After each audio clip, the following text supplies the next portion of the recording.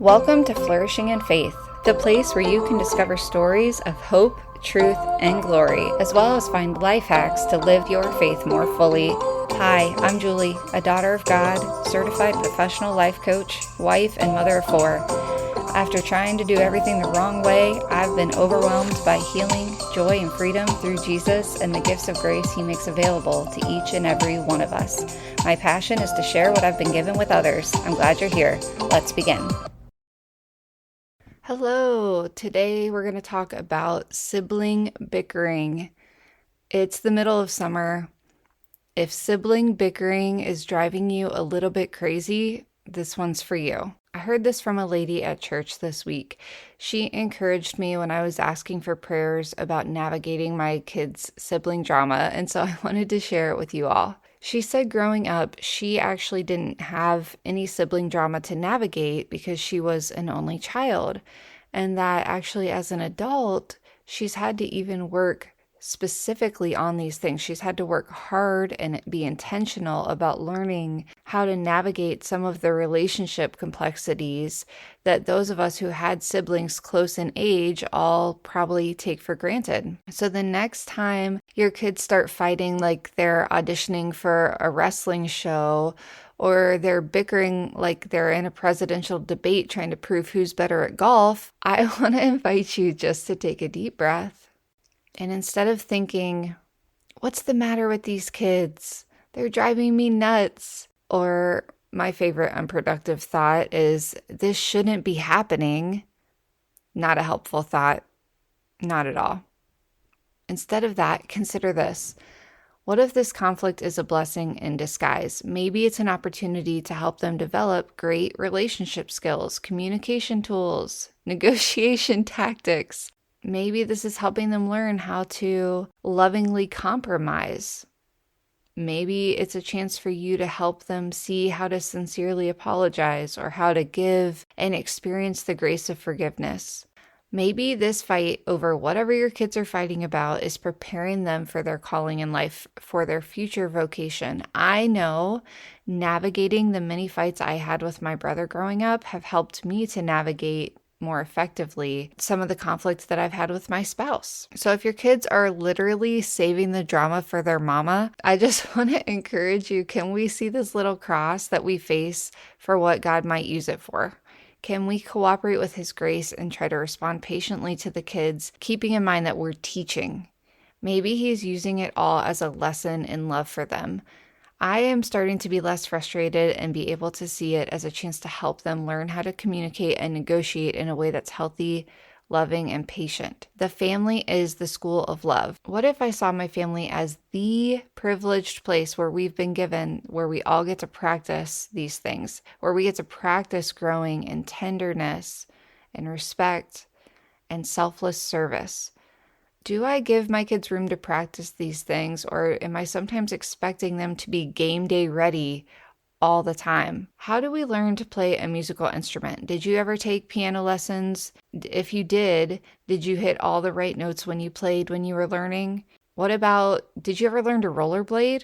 Was it a little rocky at first? How did you manage the gravel patches?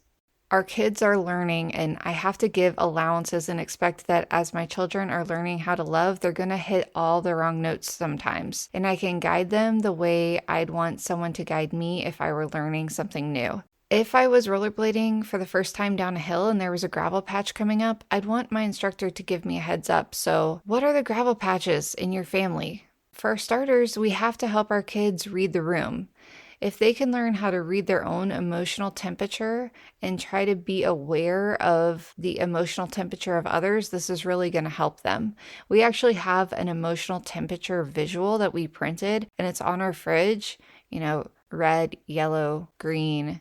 I think there's even some orange on there. It has like a smiley face, frowny face, and it's kind of a way to show stress levels. And this has really helped us.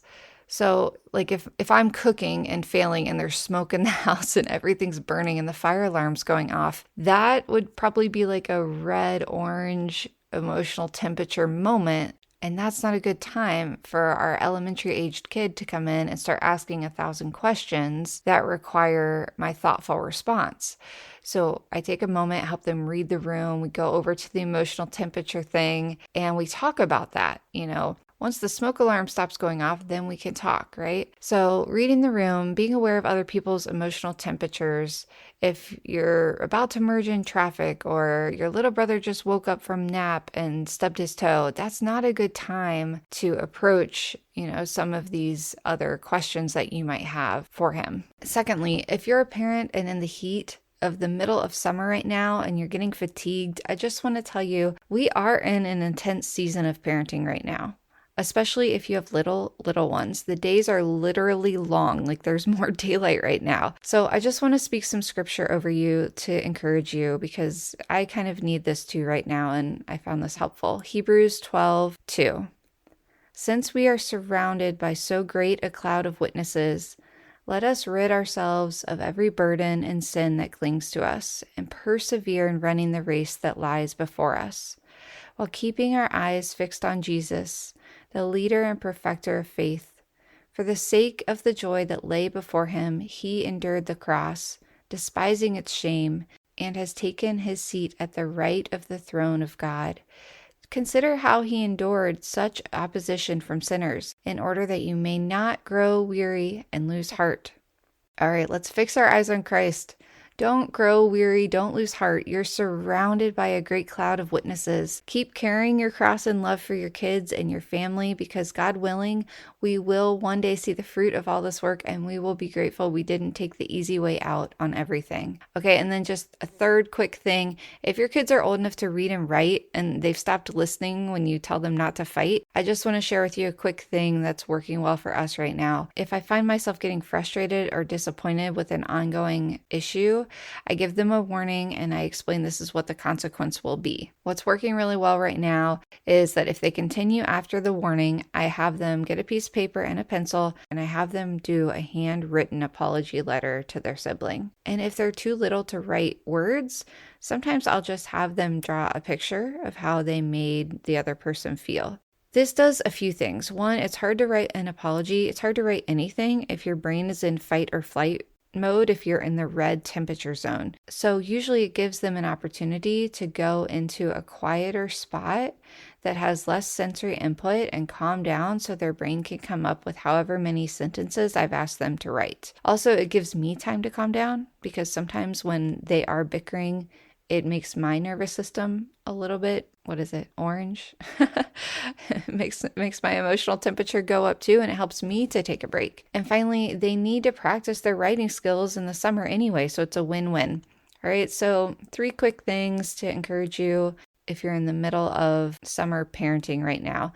1, teach your kids to read the emotional temperature of the room and of themselves. Number 2, recognize that this might be an intense season. Don't grow weary. Fix your eyes on Christ as the leader and perfecter of our faith. You can do this through him. And number 3, if you need to spice up your consequence game, consider having the kids do handwritten apologies to help them think through what you're trying to teach them.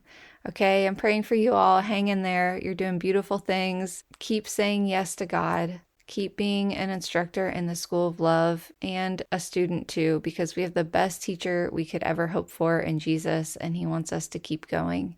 He is with us. Thank you for listening to Flourishing in Faith. You can learn more about this ministry, share prayer requests, send questions, or even share your own glory story by visiting lifewithchristisbeautiful.com.